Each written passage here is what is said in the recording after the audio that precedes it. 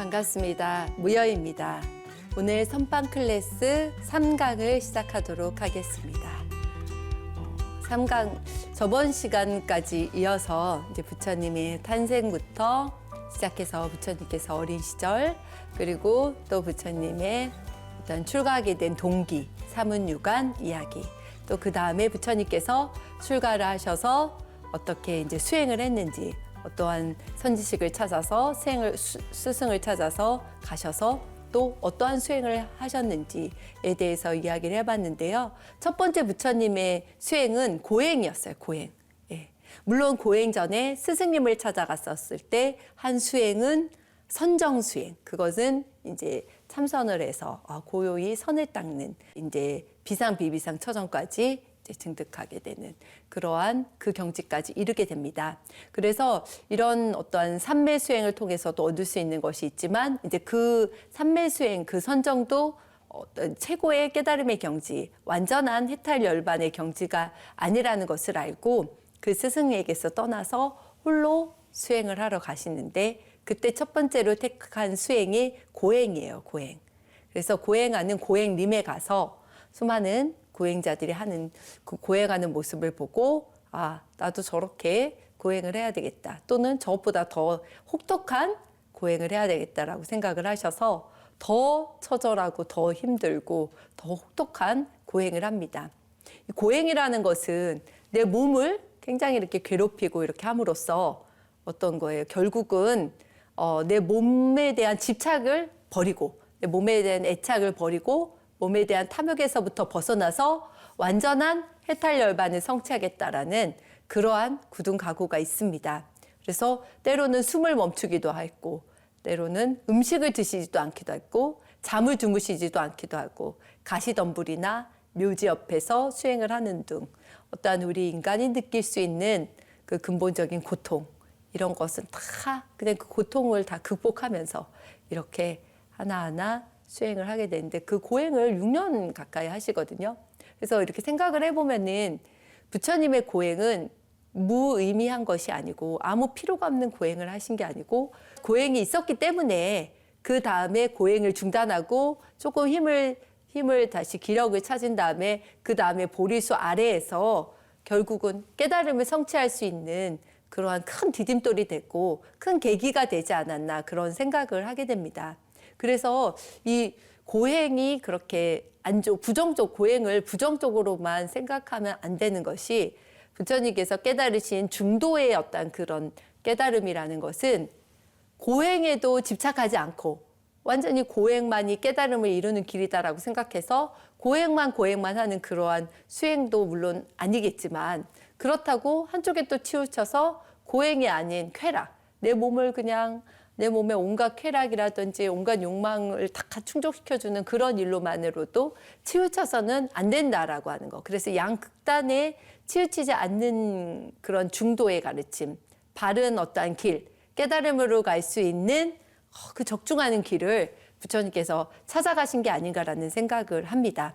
그래서 이 고행도 굉장히 필요가 있었다. 그래서 우리가 수행을 하다 보면은 지금 고행이라고 한다면은 뭐 3000배를 한다든지 독경을 그냥 목에서 피가 나도록 경전을 이렇게 본다든지 경전을 독경한다든지 또는 잠을 안 자고 참선을 한다든지 먹을 것을 안 먹고 단식을 한다든지 오후불식을 한다든지 하루에 일종식을 한다든지 이렇게 여러 가지 이렇게 내 몸으로 할 수 있는 고행 이런 고행들은 한 번씩은 해볼 만하다는 그런 생각이 들어요. 이런 고행을 통해서 내가 얻어지는 바가 있고 내가 몸을 조복도 받을 수 있고 그만큼 마음이 좀 더 성숙하고 성장할 수 있는 힘이 되어주기 때문에 내 몸을 어느 정도 컨트롤할 수 있는 힘이 생기게 하는 것은 고행이 어느 정도 있었기 때문에 가능한 것이 아닌가라는 이런 생각을 해봅니다. 그래서 이러한 힘들고 어려운 고행도 한 번쯤은 나에게 맞는 그런 고행이 있다면은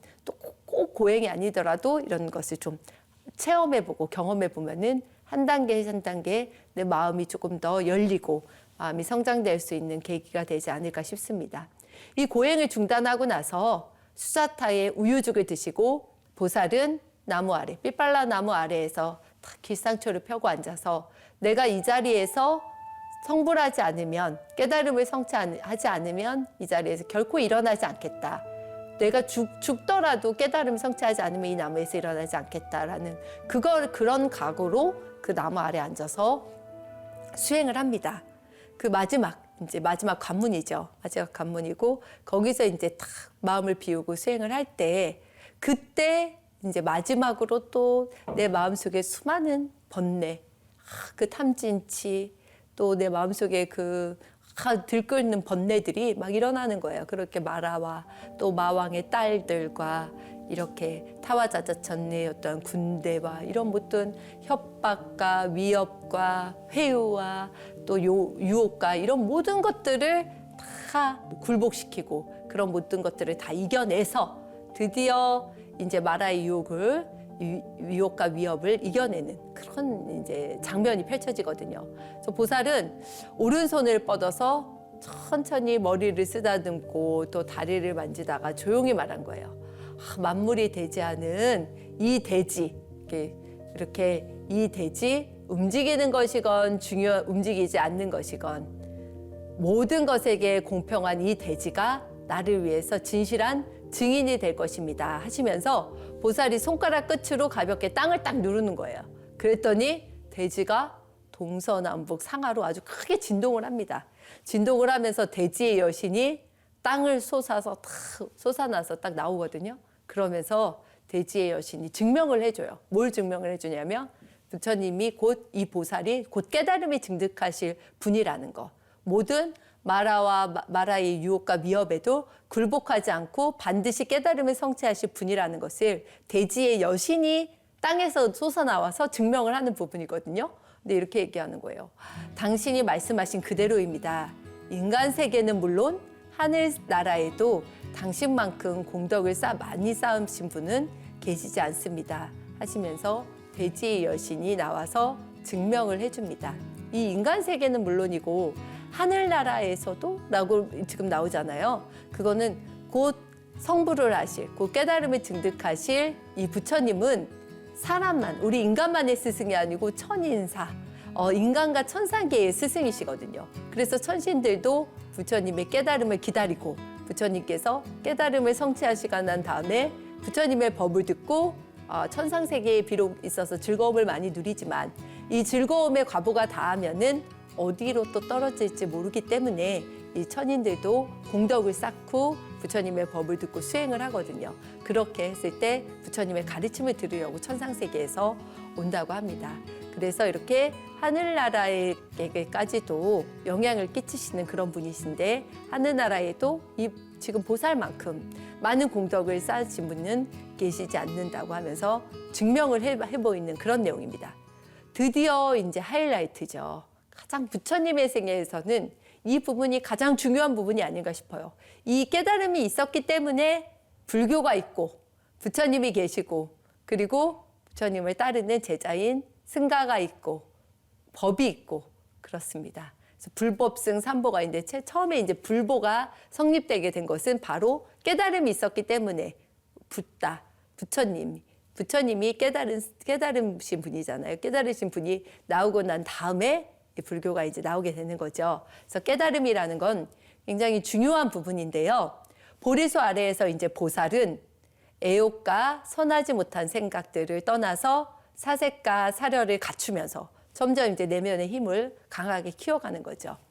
그러자 이제 선정의 첫 번째 단계인 모든 애욕에서 떠나서 생긴 그런 기쁨과 즐거움이 가득한 애욕에서 떠나야지만이 이런 기쁨과 즐거움이 선정으로 가득하거든요. 선정의 즐거움, 선정의 기쁨으로 가득한 이 시기가 첫 번째 선정의 단계예요. 그래서 첫 번째 선정의 단계에 도달해서 굉장히 마음이 기쁘고 환희심 나고 환희심 넘기고 왜냐하면 이 수행을 통해서 얻는 이 선정을 통해서 얻은 즐거움이 이 세속에서 맛볼 수 있는 즐거움보다 더 행복하고 더 즐겁거든요. 그래서 이렇게 사색과 사려를 하면서 계속 더 수행을 해나가자 안으로 마음이 다 깨끗해지고 마음이 하나가 되고 또 삼매에서 생긴 기쁨과 즐거움이 가득한 선정의 또 두 번째 단계에 또 도달하고 또 이제 기쁨에 대한 어떠한 그런 선정의 기쁨마저도 다 내려놓고 그것마저도 담담하게 바라볼 수 있는 그러한 빛을 돌이켜서 반추하자. 이거 몸과 마음이 굉장히 경안해지는 단계가 있거든요. 경쾌하고 가볍고 편안해지고 이런 단계에 오르는 것이 바로 선정의 세 번째 단계입니다. 그래서 이렇게 선정의 단계가 점점점 깊어가는 거예요. 이러다 보니까 점점 더 깊어가면은 즐거움도 버리고 괴로움도 버리고 즐겁지도 괴롭지도 않는 상태가 되고 이것을 또한 담담히 바라보고 스스로 반조해서 청정한 선정의 네 번째 단계까지 도달하게 됩니다. 이 단계에 도달하면 정말 마음이 맑고 고요하고 또 더러움도 없고 부드럽고 무엇에도 장애도 받지 않는 그런 자유로워지는 경지인데 이러한 네 번째 단계까지 도달합니다. 그래서 삶의 모든 고통과 즐거움은 원인이 있다. 원인이 된 지난 삶은 어떠했을까? 이렇게 스스로 생각을 해봅니다. 이때 이제 드디어 어둠이 사라지고 첫 번째 빛이 딱 밝았는데 초저녁에 마음을 아주 자유자재로 움직여서 자기와 그러니까 보살뿐만이 아니고 수많은 이 다른 존재들의 무수한 과거 생애를 아는 그런 신통력이 생겼거든요. 그 과거 생애를 아는 신통력이 바로 숙명통입니다. 이때 바로 숙명통을 얻습니다. 숙명통이라는 신통력을 얻어요. 그래서 나고 죽고 하는데 그 무수한 그 중생들의 과거에 어떻게 지냈는지, 과거생은 뭐였는지 이런 것들을 다 한이 볼 수 있는 지혜의 그런 눈이 또 열렸다는 거죠. 그 다음에 이제 모든 삶에는 또 결과가 있는데 중생들이 죽고 나면 또 어떻게 될까? 또 보면서 어둠이 사라지고 두 번째 빛이 밝았습니다. 보살은 한밤중에 맑은 거울에 비친 자신의 얼굴을 들여다보듯이 중생계에 죽고 태어나는 모습을 낱낱이 알아요. 중생계가 다 죽고 태어나고 하잖아요. 근데 어느 세계에 태어나는지 아는 거예요. 이 육도윤회 하는데 이 육도윤회 속에서 어느 세계에 나서 태어나고 죽고를 반복하는지 이 천안통이 열리게 됩니다. 그리고 나서 고통스러운 생사의 굴레에서 끝없이 윤회하면서 중생들이 이 윤회의 고통에서부터 벗어나지 못하는 까닭은 바로 이런 번뇌 때문이구나. 집착 때문이구나. 애욕 때문이구나. 그러니까 이 애욕의 번뇌, 애욕 집착하고 이런 번뇌 때문에 마음에 여기에서부터 해탈하게 되면 자유로워지거든요.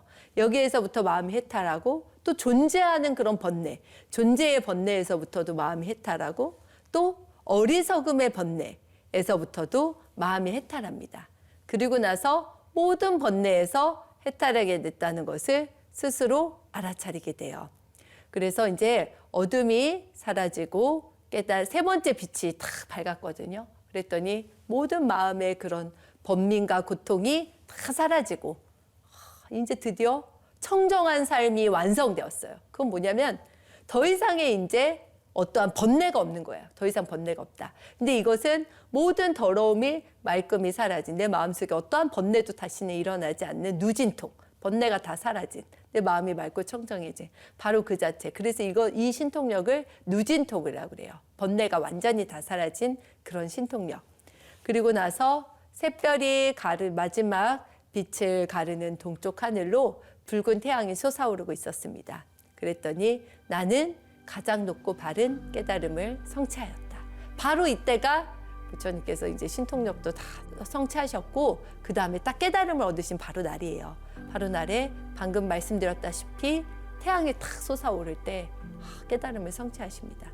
그래서 이 날이 부처님께서 이 땅에 오신 지 35년, 그러니까 세납으로는 세속의 나이로는 35세, 또 진리를 찾아서 출가하신 후로는 6년째 되는 날, 그것이 바로 기원전 589년 음력으로 12월 8일입니다. 나벌 8일이라고 하거든요. 나벌 8일이 바로 부처님께서 깨달으신 날, 곧 성도제일입니다.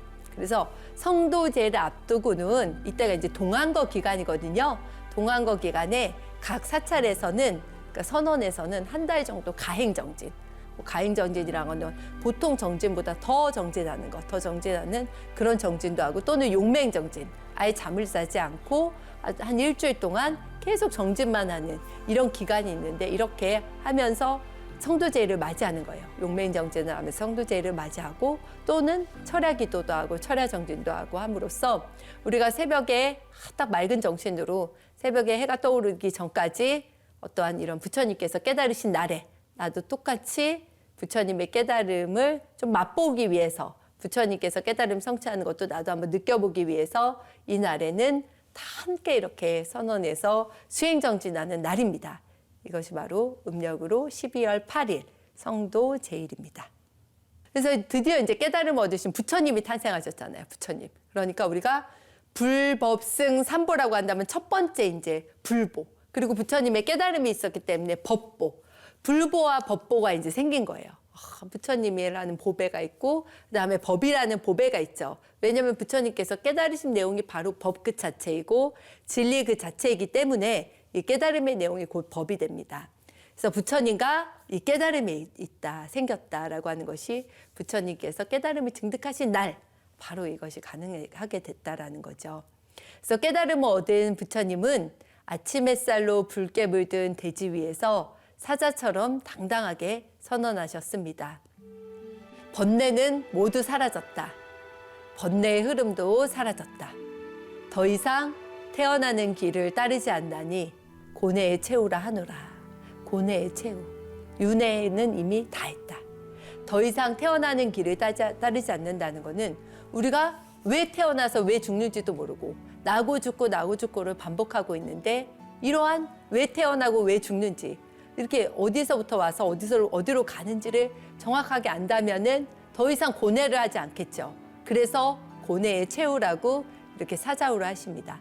번뇌가 없기 때문에 더 이상 나고 죽고를 반복하지 않고 번뇌가 없기 때문에 더 이상 고통스럽지 않다라는 거예요. 그래서 고통스러운 길은 이미 이것으로 끝났다라고 하는 거죠.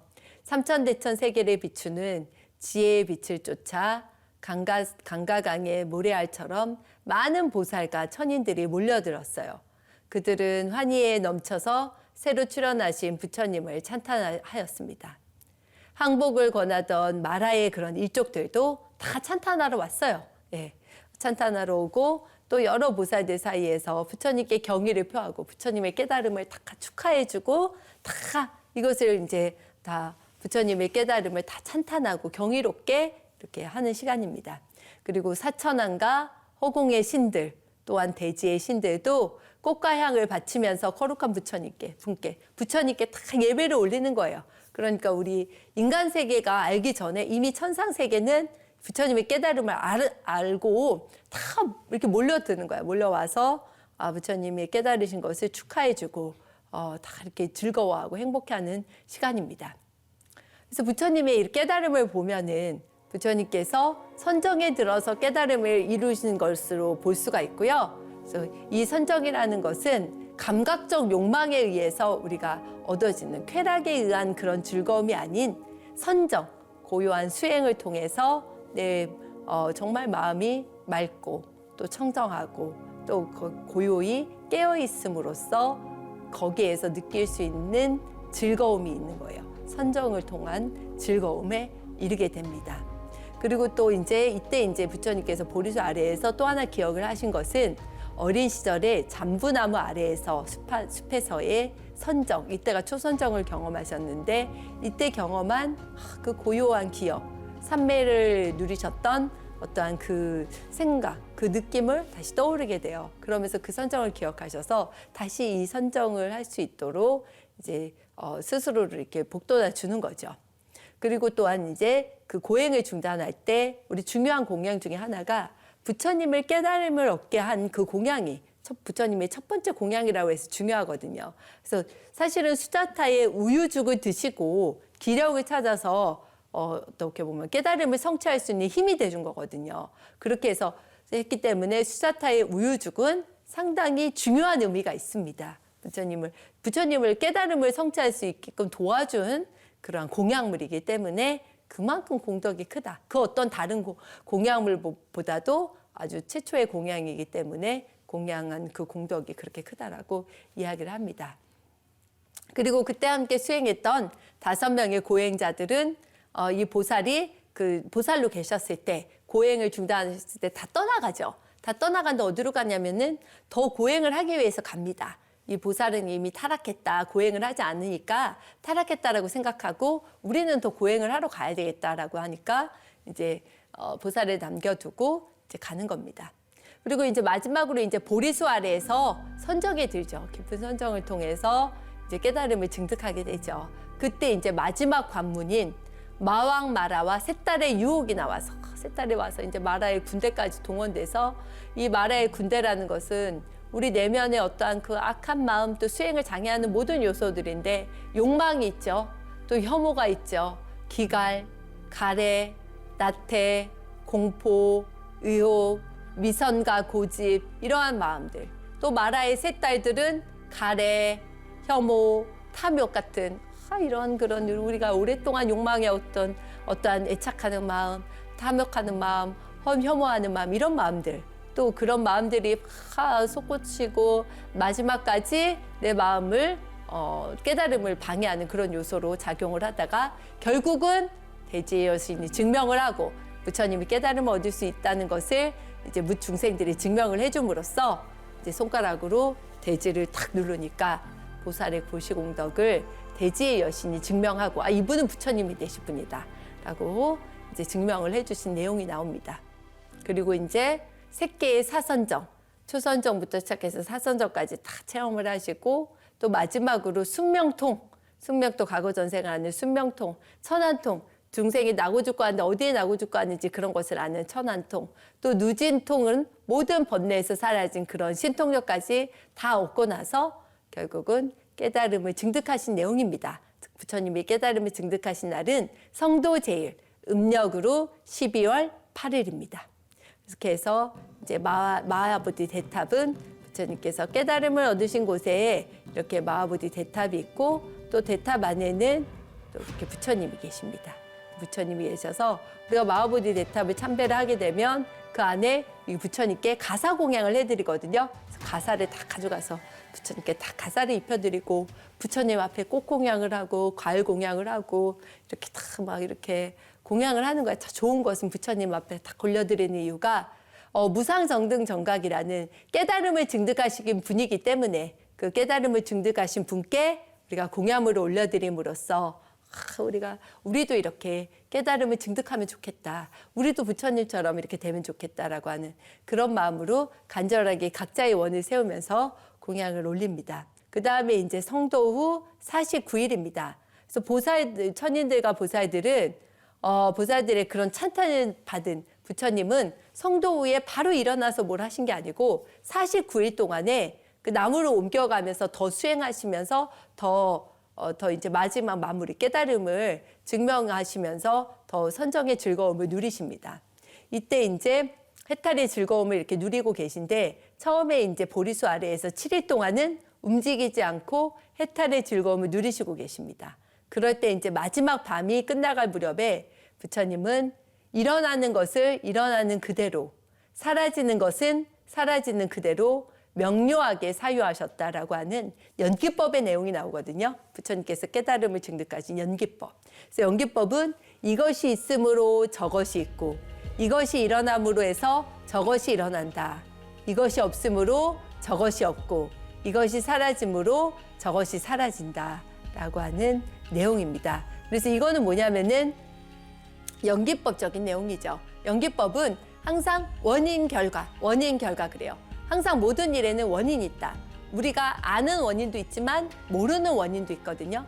알게 모르게 모든 원인들이 작용을 했기 때문에 지금의 결과가 있게 된다라고 하는 거예요. 그러려면 지금의 결과가 만약 고통스러운 결과라면 고통스러운 에 대한 그 원인이 있을 거예요. 원인이 뭐 집착이라든지 번뇌라든지 가래라든지 여러 가지 원인이 있을 건데 또 지혜롭지 못함이 있을 수 있고 또 이런 원인들을 고통의 원인을 제거함으로써 결국은 우리가 증득하게 되는 거는 고통에서부터 벗어나는 길, 고통을 없애는 길이잖아요. 고통을 없애기 위해서는 고통의 원인을 제거해야 된다라고 하는 것이 부처님의 가르침의 핵심입니다. 그리고 또 부처님께서는 사실 그대로 알지 못하는 무명, 그러니까 무명이라는 것은 밝지 않는 거거든요. 밟지 않다는 것은 지혜가 없다는 거예요. 지혜가 없다는 것은 어리석기 때문이죠. 지혜가 없음으로 인해서 밟지 않음으로 인해서 행이 있고 행음으로 인해서 식이 있고 식으로 인해서 명색, 이름과 색이 있고 이름과 색으로 인해서 유깁이 있고 유깁은 이제 우리 안입이 설신으로 인해서 감각작용으로 들어오게 되는 거죠. 이런 안입이 설신이가 있게 된다는 거예요. 안입이 설신이가 있음으로 해서 눈, 귀, 코, 혀, 몸, 뜻 이게 육입입니다. 그래서 육입으로 인해서 촉이 있다는 것은 이 육입이 있으니까 접촉하는 어떠한 경계에 접촉하는 대상이 접촉이 있게 된다는 거예요. 경계와 만나게 된다. 눈으로는 무엇을 보고 귀로는 어떤 소리를 듣고 코로는 냄새를 맡고 이렇게 접촉을 하잖아요. 이렇게 접촉을 하니까 어떻게 해요? 수가 일어난다. 이게 수라는 것은 느낌이에요. 느낌, 일어남, 받아들임. 받아들이면서 이제 느낌이 일어나는 거죠. 어떤 좋으면 좋다, 싫으면 싫다, 좋지도 싫지도 않다 이런 느낌으로 인하니까 좋은 것을 가지려고 하는 사랑하는 마음. 그러니까 사랑하는 마음, 애착하는 마음이 생기는 거예요. 수로 인해서 받아들임으로 인해서 내가 좋은 것은 이제 사랑하는 마음이 일어나는 거죠. 예, 좋은 것은 사랑하는 마음. 이 사랑하는 마음으로 인해서 취착하려는 마음. 내가 좋은 것을 가져야 되겠다. 취착하려는 마음이 생기고 취착하려는 마음으로 인해서 있음이 있게 돼요. 유가 있게 된다. 취착하기 때문에 가지게 되죠. 그러니까 있죠. 있으니까 이 삼계를 윤회하는 것이 어떠한 그런 존재인 유로 인해서 생이 있고 태어남이 있고 태어남으로 인해서 늙음, 죽음, 슬픔, 이 늙음, 죽음, 슬픔의 이런 근본적인 고통뿐만이 아니고 어때요? 눈물, 고통, 근심, 갈등 이런 것들이 한꺼번에 일어나게 된다. 그래서 괴로움의 무더기가 이렇게 다 일어나게 된다는 것을 관하게 됩니다. 그리고 성도 후에 이제 49일 동안 두 번째 7일은 이제 법의 즐거움을 계속 누리고 또 네 번째 7일은 마라가 또 나타나서 부처님께서 이제 당신이 하실 일 다 하셨으니까 편안하게 열반에 드십시오라고 또 이제 속삭이는 거예요. 그랬더니 부처님께서 마라요. 나는 아직 이 법 가운데 이익을 얻은 중생이 하나도 없는데 왜 나에게 반열반에 들라고 합니까? 라고 이제 꾸짖으시는 그런 내용이 나오고 그 다음에 이제 다섯 번째 7일은 무잘린다 나무 아래에서 법의 즐거움을 누리실 때 아주 폭풍우가 불고 폭우가 쏟아지는 거예요. 그래서 무잘린다 용왕이 자신의 몸으로 부처님의 온몸을 감싼 그런 이야기도 전해집니다. 그리고 여섯 번째 7일에는 이제 500대의 수레를 이끌고 근처를 지나던 상인이 딱 부처님을 발견하고 공양을 올리고 또 일곱 번째 7일은 다시 아자빨라 나무 아래에서 자리를 옮겨서 이 진리가 정말 아무리 봐도 깨달음은 완벽하고 결함이 없고 또한 깊은 선정에서 수없이 재고해봐도 완전하고 원만한 최고의 진리라는 것을 알고 이 진리는 깊고 보기 어렵고 깨닫기 어렵고 섬세하고 고상하고 단순한 사려를 넘어서는 건데 지혜로운 사람이라야 이런 진리를 알 수 있지 어리석은 사람은 이 진리를 알아도 도무지 깨달으려고 하지 않고 오히려 비방만 하게 될 것이다. 그래서 약간 법을 설하시는 데 있어서 망설이시는 내용이 나와요. 그러니까 그때 이제 제석천이 그 의도를 알아차리고 바로 부처님 앞에 나타나서 지금 깨달음을 성취하셨으니까 가만히 계시면 안 되고 일단 지혜의 빛으로 이 세상의 어두움을 밝혀주세요라고 이렇게 세 번을 간청을 합니다. 부처님이시여 법을 설해 주소서. 지금 때가 덜 묻은 번뇌가 적은 중생도 있습니다. 그런 중생들은 법을 들으면 깨달음을 성취할 수 있습니다. 라고 하는 그런 내용을 이야기를 합니다.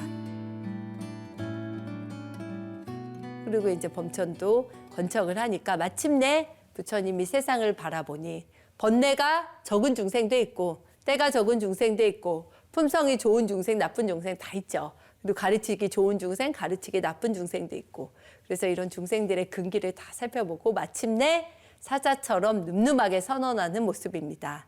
내 이제 감노의 문을 여나니 귀 있는 자들은 들어라. 낡은 믿음을 버리고 라고 부처님께서 사자로 하시면서 법을 설하러 가시려고 그렇게 딱 마음을 먹으십니다. 그래서 범천의 권청이 3번 있었고 또 중생 가운데 법을 이해할 수 있는 또 근기가 있는 중생들은 있을 것이라고 생각해서 부처님께서 법을 설하시기를 드디어 결심을 하십니다.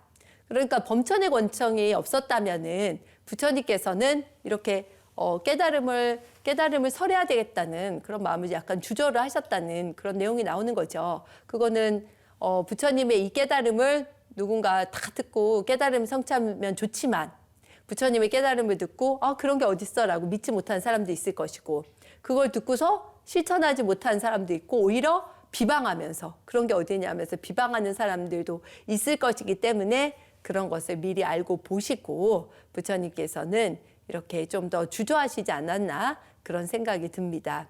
깨달음의 기쁨은 성도 후 49일, 즉 77에 49일, 7일씩마다 한 나무에 머무시면서 깨달음의 기쁨을 누리십니다.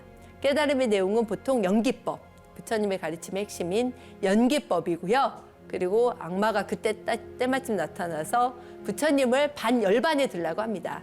반열반이라는 것은 부처님의 열반을 반열반이라고 하거든요. 그래서 부처님께서는 이미 깨달음을 성취하셨기 때문에 열반을 성취하셨지만 육신은 있잖아요. 이 육신까지 다 소멸하는 상태가 바로 무여열반이에요. 무여열반, 남김없는 열반.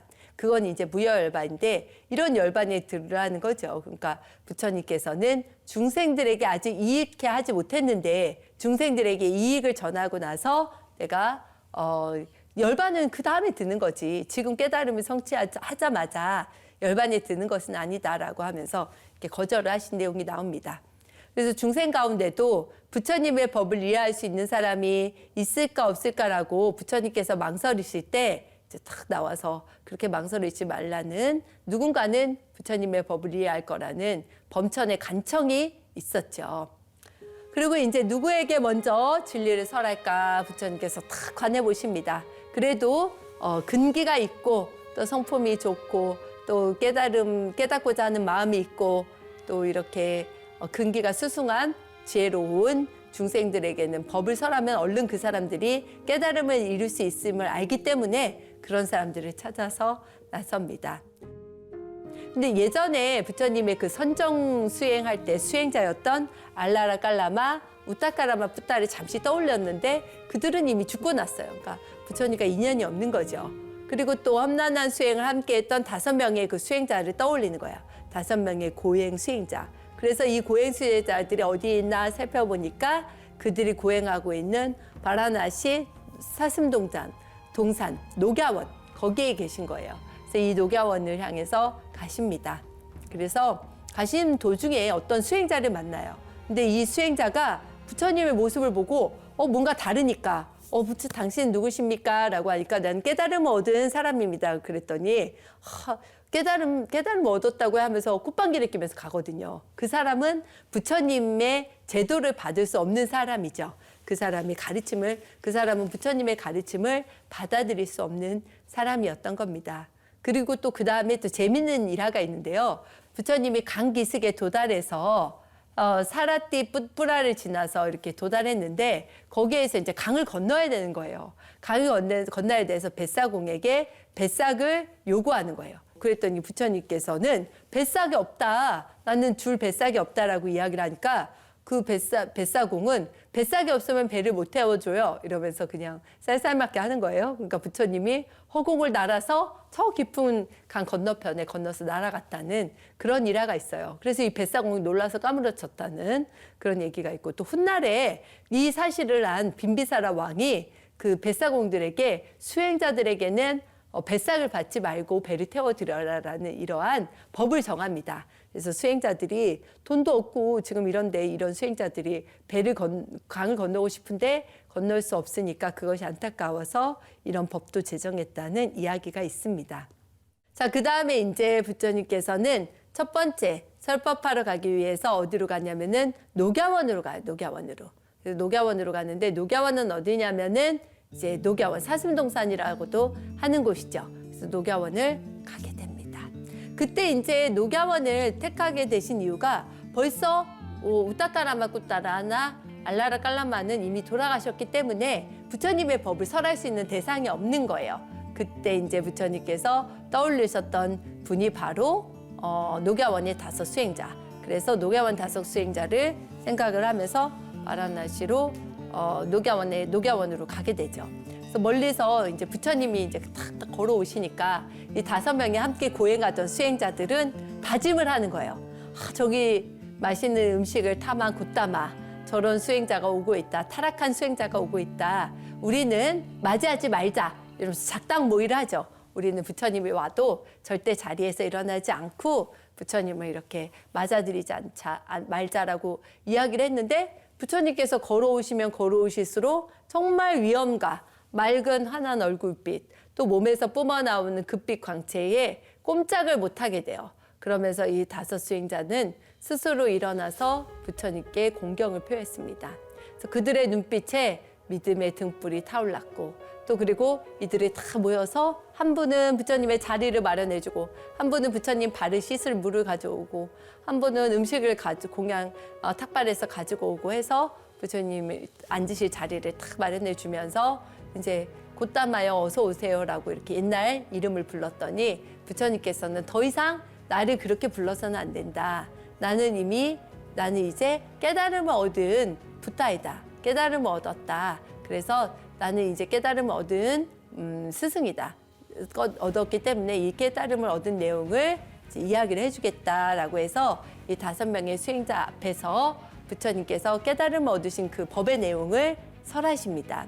그때 이제 부처님께서 설하실 때 이 5 수행자들이 아주 부처님의 말씀에 귀를 기울이고 또 아주 그냥 이 모습이 너무 아름답거든요. 너무 아름다운 이 모습에서 진리의 수레바퀴를 첫 번째 굴린 이것은 마치 부처님과 부처님의 가르침인 불보와 법본이 있었는데 지금 승보가 없잖아요. 승보는 스님들의 승가 모임인데 승보가 없는데 이때 이제 부처님께서 이 5 수행자에게 법을 설함으로써 이 5 수행자가 깨달음을 한 명씩 얻게 됩니다. 깨달음을 한 명씩 증득하게 되면서 이제 부처님의 제자 가운데 깨달음을 성취한 제자들이 늘어나게 되는 거예요. 그래서 이 5명의 수행자 중에 제일 먼저 깨달음을 성취한 수행자가 바로 꼰다냐, 교진여라고도 하는데 이 꼰다냐가 진리를 보는 눈이 확 열린 거예요. 깨달음의 눈이 열렸어요. 그러니까 부처님께 처음으로 이제 구족계를 받았어요. 깨달음을 얻고 난 다음에 부처님 저는 부처님의 제자가 되겠습니다 라고 하니까 이제 구족계를 받고 이 세상 존재하는 모든 것은 생성된 것이다. 생성된 모든 것은 소멸하는 법이다 라고 하는 부처님께서 가르침을 설해 주십니다. 그리고 나서 계속 연이어서 가르침을 설해 주니까 한 명 말고 나머지 4명의 수행자들도 다 한 명씩 진리를 보는 눈이 환하게 열리게 되고 드디어 깨달음을 성취하게 됩니다. 그래서 무상하고 괴롭고 파괴되는 본성을 가진 그것을 두고 과연 이것은 나다, 이것은 나의 것이다 라고 할 수 있느냐라고 물어봤을 때 제자들이 그럴 수 없습니다 라고 하면서 드디어 무아를 체득하고 이 세상의 모든 변화하고 소멸되는 것 중에는 실체가 없다, 나라고 할 것이 없다라고 하는 것을 깨닫게 됨으로써 부처님께서 설법하신 지 5일째 되던 날에 5 수행자는 모두 아라한이 되었습니다. 그래서 부처님께서 굉장히 이 사실을 기뻐했고 부처님의 깨달으신 내용을 누군가 이해하는 그런 그러한 첫 번째의 계기였기 때문에 부처님께서는 이제 이 나의 깨달음이 많은 사람들에게도 도움이 되고 최초의 법의 수레바퀴를 굴린 내용이고 5명의 수행자에게 법을 설한 내용이 바로 초전법륜의 내용입니다. 그래서 부처님께서는 왜 설법의 대상으로 고행을 함께했던 5 수행자를 선택했을까라고 이제 생각을 해보면은 부처님께서 처음에 설법을 하겠다고 마음을 딱 먹었을 때 이제 주변을 살펴보니까 어떠한 중생이 가장 먼저 법을 설할까 살펴보니까 이미 당신의 스승이었던 분들은 다 돌아가신 후였고 같이 수행했던 5명 이제 고행 수혜자가 딱 떠오르는 거죠. 그래서 5명의 고행 수혜자는 결국 첫 5명의 제자가 돼요. 부처님의 제자가 되죠. 그래서 첫 부처님의 제자가 된다. 이 5명의 비구를 교화하기 위해서 부처님께서는 녹야원으로 걸어서 가셨고 도중에 이제 뱃삭을 요구하던 뱃사공을 만났던 내용까지 방금 말씀을 드렸죠. 그래서 초전법륜이라는 거는 최초의 법의 수레바퀴를 굴린 내용인데 첫 번째 가르침이 중도. 중도라고 하는 것은 극단적인 고행이나 극단적인 쾌락이 아무 이익이 없다.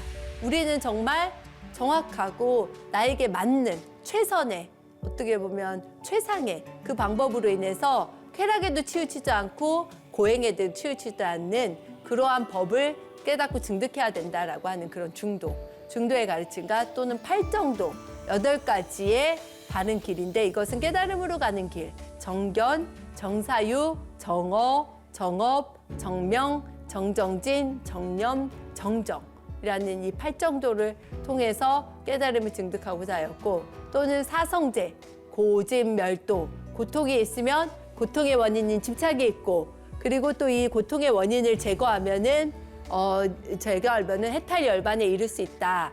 그것이 바로 고통의 원인을 제거했기 때문에 가능한 일이다. 그리고 해탈열반이라는 것은 고통의 원인이 사라진 상태, 고통의 원인과 고통이 사라진 상태가 바로 해탈열반, 그게 바로 멸성제입니다. 그래서 그렇게 해탈열반에 도달하기 위해서는 팔정도를 통해서, 수행을 통해서, 중도를 통해서 반드시 깨달음을 성취할 수 있게 된다라고 하는 것이 사성제의 내용입니다. 그 다음에 야사의 교화. 부처님께서 5명의 제자들을 교화시키고 나서 이제 드디어 부처님께서는 더 이제 교화를 확장해서 나가야 되는데, 그때 굉장히 중요한 사람이 등장해요. 이 중요한 사람이 바로 야사라는 사람인데, 지금으로 따지면 부잣집 아들이에요. 부잣집 아들인데 아주 재벌이에요, 재벌. 그래서 맨날 파티하고 맨날 놀고 그러는데, 하루는 파티를 하고서 딱 이제 끝나고 나서 밤에 잠을 자다가 딱 눈을 떴는데, 낮에는 분명히 예쁘고 아름답고 막 그 즐겁고 행복하고 그랬는데, 갑자기 자다가 깨보니까 막 침을 질질 흘리고 있고, 사람들이 퍼질러서 자고 있고, 그 자는 모습이 너무 시체같이 흉악해 보이고, 막 먹을 것도 막 이런저런데 막 흘려놓고 막 이런 모습이 너무나 안 좋은 모습으로 보인 거예요. 그래서 나는 지금 무엇을 하면서 이렇게 살고 있나, 너무나 마음이 괴롭다, 마음이 괴로워서 견딜 수가 없다라고 하면서 이렇게 숲속을 찾아서 나섭니다. 그때 이제 이 야사가 부처님을 딱 만나요. 부처님을 만나고 부처님께 교화를 받는 내용이 있습니다. 여기에는 즐거움만이 가득하다. 바로 여기에 오면은 바로 해탈열반을 증득할 수 있는 길, 괴로움에서 벗어나는 길이 여기 있다라고 해서 야사가 와서 이제 부처님의 제자가 되는 그런 일이 벌어집니다. 그 후에 이제 부처님께서 어떻게 전도 수행을 하고 어떻게 좀 더 이제 깨달음의 내용을 많은 사람들에게 전했는가라고 하는 그런 내용. 그래서 앞으로 더 이어서 그런 내용들을 공부하도록 하겠습니다. 오늘은 여기까지 함께 보셨고요. 지금까지 선방 클래스 3강 시청해 주신 여러분께 진심으로 감사드립니다. 다음에도 선방 클래스 많은 시청 부탁드립니다. 감사합니다.